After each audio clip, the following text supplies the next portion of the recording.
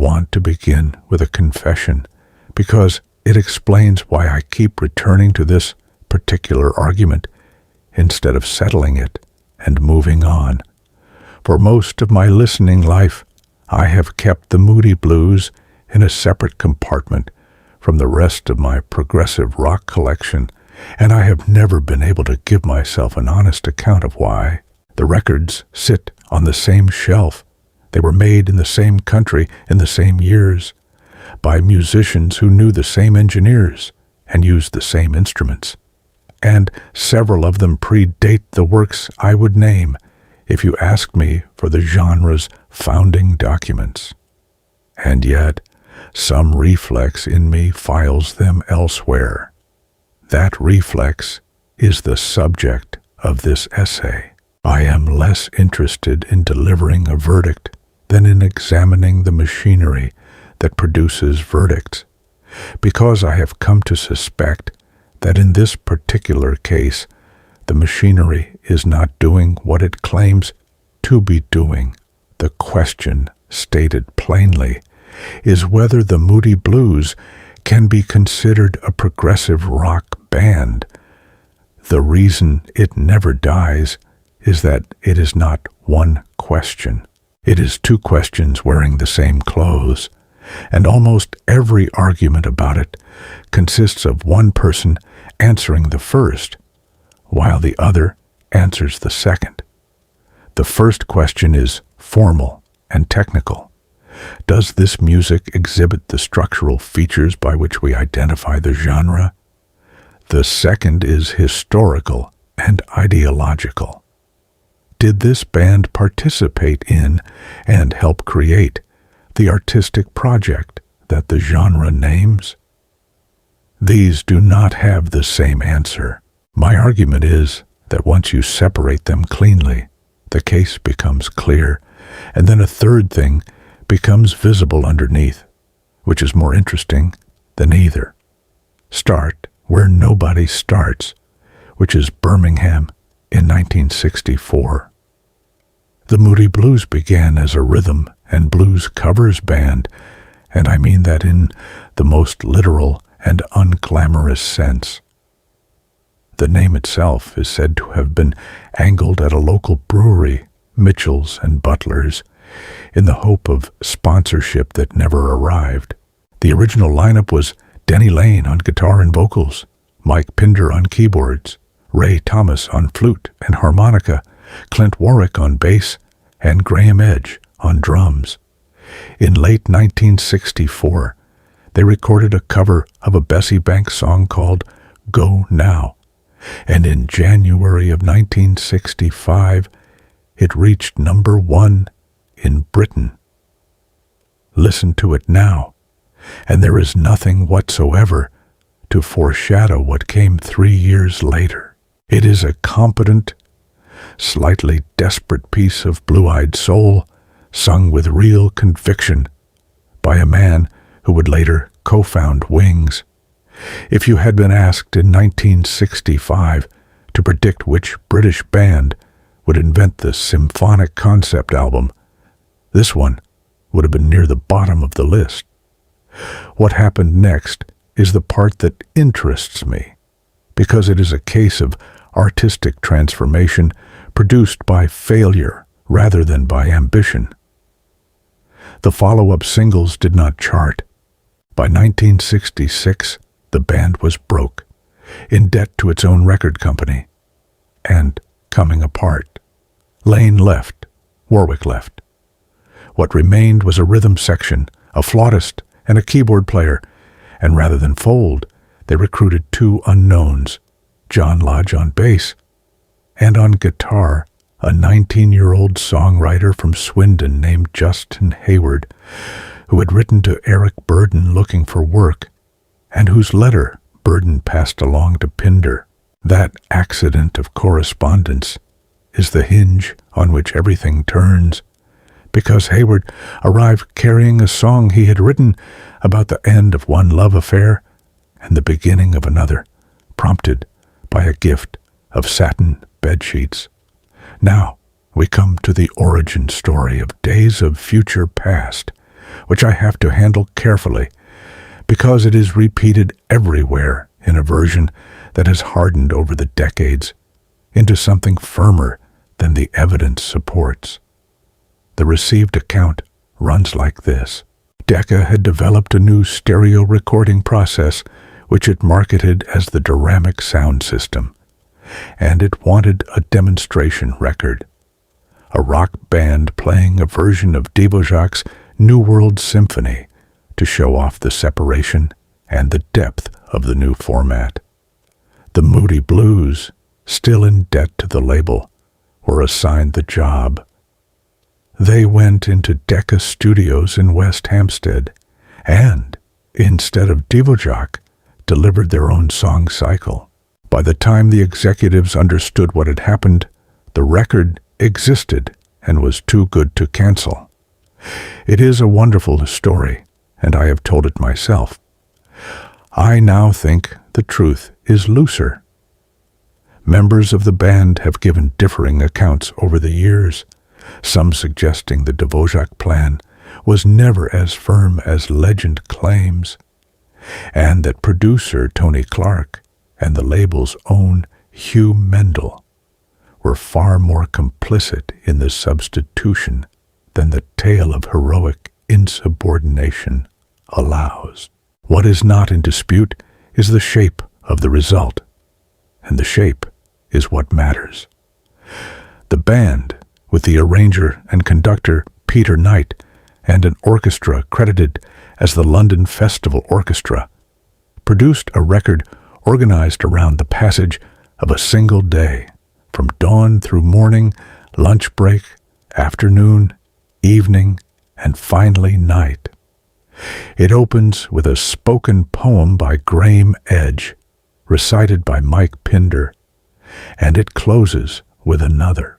Between them, the day turns. I want to draw attention to one technical fact about this record, because everything I am going to argue about the Moody Blues and progressive rock rests on it. The band and the orchestra never played together. Knight's orchestral passages were recorded separately and edited around the group's material. The orchestra opens the record, closes it, and connects the songs, and it does not enter into them. This is not a slander. It is standard for the period and the technology, and the seams are handled with real skill. But it means that the relationship between the orchestral music and the rock music on Days of Future Past is one of framing, not integration.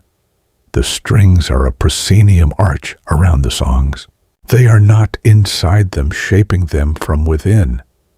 That distinction is the whole ball game, and it is worth slowing down on it, because the word orchestral does an enormous amount of unearned work in conversations about this genre. There are two entirely different things a rock musician can do with the European art music tradition. The first is to borrow its color, strings, woodwind, timpani, choral texture, a certain gravity of sound.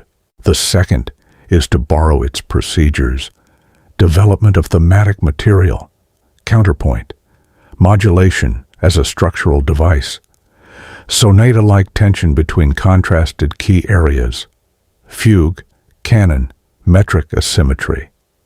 The first is a matter of surface. The second is a matter of grammar. When Keith Emerson takes Ginastera or Mussorgsky apart on pictures at an exhibition or a brain salad surgery, he is doing the second thing. The borrowed material organizes the piece from the inside, and the trio's arrangement is a genuine act of recomposition. When Gentle Giant writes, the interlocking vocal lines of On Reflection, that is Renaissance imitative counterpoint operating as the actual engine of the music. When Yes builds Close to the Edge out of a returning theme that appears transformed at 3 different tempos and in 3 different textures.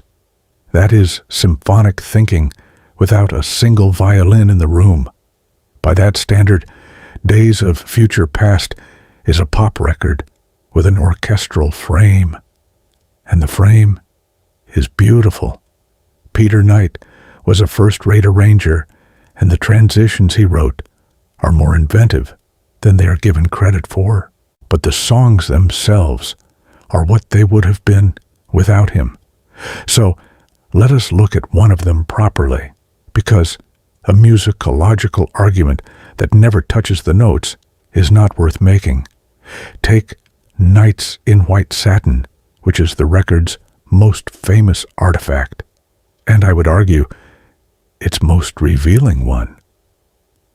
Hayward's song is in E minor, and its verse is built on an alternation between the tonic and the chord a step below it, E minor to D major, back and forth. That is a modal oscillation, not a functional progression. There is no dominant pulling us home, no cadential tension, no harmonic journey. The song does not go anywhere in the sense that a Tin Pan Alley standard or a Beatles bridge goes somewhere. It rocks between 2 poles, and its refrain lifts to a slightly brighter region before dropping back into the same rocking motion. I want to be precise about why this matters, because a careless critic would call this simplicity and stop. It is not simplicity. It is a deliberate exchange of one kind of drama for another. Having removed harmonic motion, the song has to generate its arc from somewhere else, and it generates it entirely from timbre and dynamics. The verse begins nearly bare. Ray Thomas's flute enters as a solo voice with a folk inflection. The mellotron thickens underneath, the refrain widens, and then the whole thing hands off to the orchestra, which takes the melodic material and swells it into something the band physically could not produce. And then Pinder recites Edge's poem over a held chord until the final crash. What we are listening to is a piece whose entire dramatic architecture is built out of layering and intensity rather than out of harmony and form. The listener experiences enormous emotional escalation across a harmonic field that essentially does not move.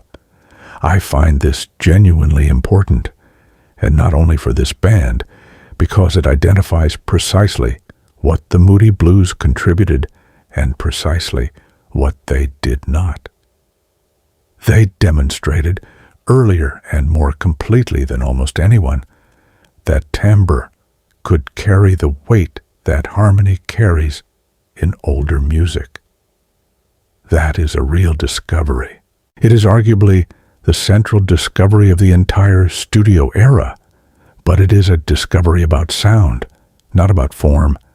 The grammar of the song, its phrase lengths, its meter, its verse, and refrain alternation is untouched, and progressive rock, in the strict sense, begins at the moment somebody attacks the grammar, which brings me to the Mellotron and to the single strongest argument that can be made for this band's centrality, an argument I notice their defenders rarely make, because it requires knowing something about a factory in Birmingham.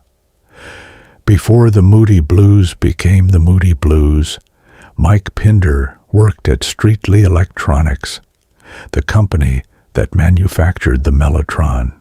The instrument itself descends from an American device, the Chamberlain, built by Harry Chamberlain in California, whose design reached England by a route that involved a salesman and a certain amount of bad faith, and which the Bradley brothers in Birmingham then turned into a production instrument. Pinder spent something like 18 months there as a tester, which means he spent 18 months with his hands inside the mechanism, understanding exactly what it was and what it could do. at a moment when almost nobody in popular music had encountered one. The mechanism is worth describing because its limitations are the source of its expressive character. Under each key sits a length of magnetic tape carrying a recording of a real instrument playing that pitch. Press the key and a playback head contacts the moving tape. Release it and the tape springs back to its start position. Because the tape is finite, each note can sound for roughly 8 seconds and no longer. Because the tapes are analog and the transport is mechanical, pitch wavers, speed fluctuates, and the recorded oxide degrades a little more with every performance. And because each note is a separate recording of a separate performance, a chord on a mellotron is not a chord in the ordinary sense. It is 3 or 4 musicians from a session years earlier, in a room you will never see, playing simultaneously without ever having played together. That is why the instrument sounds haunted, and I mean that as an analytic claim rather than a poetic one. Its characteristic quality is not the imitation of an orchestra. It is the audible failure of the imitation, the slight sourness of pitch, the fixed attack, the tape hiss, the sense that the sound is arriving from a distance and from another time. It is an instrument that cannot help sounding like memory, and Pinder understood this before anyone, which is why the Mellotron on the early Moody Blues records is not used as an orchestral substitute, but as its own color, deployed with a patience that later players rarely matched. Then comes the piece of the story that ought to settle the question of influence for good. By his own account, and it is broadly corroborated, Pinder is the man who put a mellotron in front of the Beatles. Strawberry Fields Forever was recorded at the end of 1966, with that flute setting opening the track, and from that moment the instrument entered the bloodstream of English popular music. 4 years later, the choir sound at the opening of In the Court of the Crimson King is a mellotron. The wall of strings that begins Watcher of the Skies is a mellotron. If you asked 100 listeners to name the sound of progressive rock without naming a musician, a substantial number would describe a mellotron. So here is where the case for the Moody Blues stands at its strongest. They did not merely arrive early, they supplied the genre's defining timbre. But I want to name that contribution accurately, because accuracy is the whole point of an exercise like this one. It is a contribution to vocabulary, not to syntax. They handed the next generation a word. They did not hand them a way of building sentences. Nor did the band stand still after 1967, and it would be unfair to imply otherwise. In Search of the Lost Chord, released in 1968, dispenses with the orchestra entirely, the 5 of them covering an inventory of instruments that runs into the dozens, as if to prove that the previous record's grandeur had not been rented. It contains Ray Thomas's Legend of a Mind, whose subject is Timothy Leary, and whose extended instrumental center with Thomas's flute is the closest this band ever came to what a Canterbury group would call a jam. On the Threshold of a Dream followed in 1969, opening with a spoken exchange between a man and a machine that is pure period science fiction and, listen to now, weirdly prescient. Later that year came To Our Children's Children's Children, written in the shadow of the moon landing and released on the band's own label, Threshold, which is worth pausing on.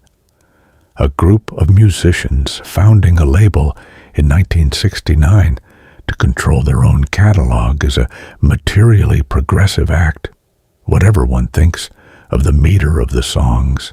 Then, A Question of Balance in 1970, consciously stripped down so the material could be reproduced on stage. Then, Every Good Boy Deserves Favor in 1971, which opens with a wordless, compressed history of music called Procession, and finally, Seventh Sojourn in 1972, on which Pinder largely abandoned the Mellotron for the Chamberlain, the American ancestor of the same idea, before the band stopped for 6 years. 7 albums in 5 years, thematically continuous, philosophically consistent, cyclically constructed, commercially enormous. And here is the difficulty that no defender of this band has ever satisfactorily answered, including me. Across those 7 records, the compositional language barely changes, the subject matter deepens, the production evolves, the playing tightens. But the songs are the same kind of object in 1972 that they were in 1967, 4 or 5 minutes long, in common time, diatonic, verse and refrain, harmonically stable, with the drama carried by texture. Compare that with what happens between The Piper at the Gates of Dawn and Metal, or between Trespass and Selling England by the Pound, or between the first Yes album and Close to the Edge. And the contrast is not subtle. Those bands mutated, this one refined, which produces the irony at the center of this whole question, and it is a genuinely uncomfortable one. Taken at the literal meaning of the adjective, the Moody Blues are the least progressive of all the bands routinely associated with progressive rock. They found their formula almost immediately, and then spent 5 years perfecting it. Everything I love about those records is a function of that constancy, and constancy is precisely the thing the genre's name disavows. So, the formal verdict, delivered honestly, is that they are proto-progressive.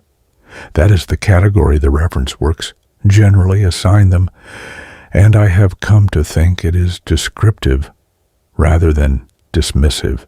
It places them alongside Procol Harum, whose A Whiter Shade of Pale performs a comparable operation with a Bach-derived bass line, and alongside the Niece, and the Zombies of Odyssey and Oracle, and the Beatles of Sgt. Pepper, all of them in the same 18-month window, all of them enlarging what a rock record was permitted to be.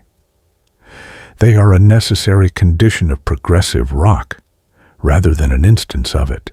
They wrote the permission slip that Yes and King Crimson and Genesis then cashed, and they never cashed it themselves. I could end there, and for many years I did. But I no longer think that is the honest place to stop, because the formal verdict does not explain the temperature of the argument, and in criticism, the temperature is data. Nobody becomes angry about whether Camel is progressive. Nobody raises their voice about Caravan's borderline status or about where exactly Renaissance sits. The Moody Blues, alone among the borderline cases, generate real heat, and heat that disproportionate to the technical stakes is always telling you that something other than technique is being defended. So let me ask the genealogical question, which is the one this series keeps returning to. Not whether the criterion is correct, but where the criterion came from and whose interests it serves. Consider what actually distinguishes this band from the accepted borderline cases. They were enormously commercially successful at a scale that most of the canon never approached. They were unembarrassedly sentimental, and their most famous song is a love song written by a teenager. They were spiritually earnest in a manner that reads, to a certain kind of listener, as naive. Meditation, the search for enlightenment, poems recited over Mellotron, and they were, crucially, loved by an audience that owned no other progressive rock records at all, an audience of ordinary listeners who bought Nights in White Satin when it was reissued and became an American hit in 1972, and who would not have recognized the name Robert Fripp. Now, notice something. Not one of those four characteristics is a formal property of the music. Commercial success is not a musical parameter. Sentimentality is not a time signature. And yet, I would wager that these, and not the absence of metric modulation, are what actually drive the exclusion. The genre's self-image was built on difficulty, on being demanding, on rewarding the listener who worked. A gate that quietly excludes the popular, the tender, and the widely beloved is not enforcing a formal standard. It is enforcing a status standard while wearing a formal standard's clothes. I want to be careful here, because this observation can be turned into a cheap weapon, and I refuse to use it as one. Pointing out that a criterion has a social function does not prove the criterion is false. The formal differences between days of future past and close to the edge are real, and I have spent the middle of this essay describing them precisely because I believe they are real. Both things can be true at once. The technical distinction is sound, and the passion with which it is defended comes from somewhere else entirely. What the genealogical question does is separate the argument from its motive, so that we can hold the first without being governed by the second. And once that separation is made, something odd and rather moving comes into view. The Moody Blues are the only band in this entire territory whose exclusion is contested by people who do not care about the territory.